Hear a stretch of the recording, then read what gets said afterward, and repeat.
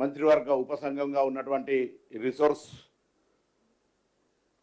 Minister group of మినిస్టర్స్కి పిలిచి మాట్లాడాలనే ఆలోచన చర్చ జరిగే సందర్భంలోనే మరి వరంగల్ నర్సంపేటలో జరిగిన సంఘటన కానీ ఇంకా ఇతరత్ర కొంత అటువంటి పరిస్థితి దృష్ట్యా మంత్రివర్గం పూర్తి స్థాయిలో కన్సర్న్ ఉంది. ఎవరు కూడా ఆర్టీసీకి సంబంధించి ఒకసారి వాళ్ళు కూడా ఆలోచన చేసుకోవాల్సిన అవసరం ఉంది. 2014 నుంచి 23 దాకా ఉన్న పరిస్థితి ఈరోజు 2023 నుంచి ఇప్పటి వరకు వాళ్ళ సంక్షేమం కొరకు తీసుకున్న నిర్ణయాలు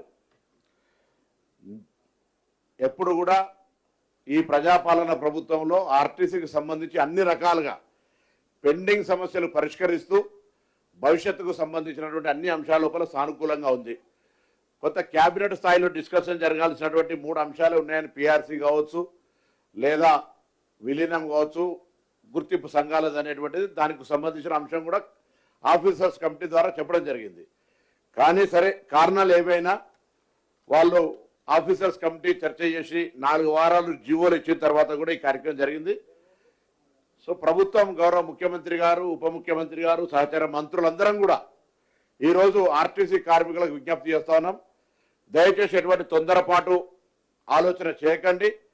ప్రభుత్వం పూర్తి స్థాయిలో మీ పట్ల సానుకూలంగా ఉంది.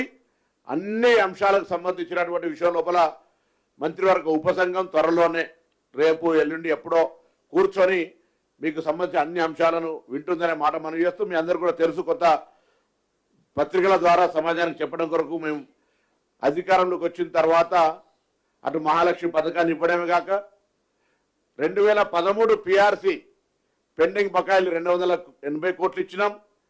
2017 పిఆర్సీని ఇవ్వడంతో పాటుగా కారుణ్య నియామకాలు కావచ్చు లేదా డిస్మిస్డ్ ఉద్యోగాలకు సంబంధించి కావచ్చు కొత్త ఉద్యోగాలు కావచ్చు కొత్త బస్సులు కొనుగోలు చేయడం కావచ్చు ఇన్ఫ్రాస్ట్రక్చర్ డెవలప్మెంట్ చేయడం కావచ్చు అన్ని రకాల ఆర్టీసీ కార్మికులకు సంబంధించి పూర్తిగా సామరస్యంగా ఉన్నాం. మనం ఈ మధ్యలో మేనేజింగ్ డైరెక్టర్ గారు మేము మాట్లాడినప్పుడు కూడా కొంత యాజమాన్యం తరఫున కింది స్థాయిలో కొంత అధికారుల దగ్గర కొంచెం సమస్యలు ఉన్నాయంటే వాటిని కూడా తీసేసి ఎలక్ట్రికల్ బస్సులు వస్తుంటే ఉద్యోగ భద్రతకు సమస్య అనేటువంటి ఒక అపోహ సృష్టించిన సందర్భంలో కూడా అనేక సందర్భంలో ఒక్క ఉద్యోగం కూడా ఈ ప్రభుత్వం తీసేసే పరిస్థితి లేదు తీయదు అనే మాట కూడా స్పష్టంగా చేసినాం.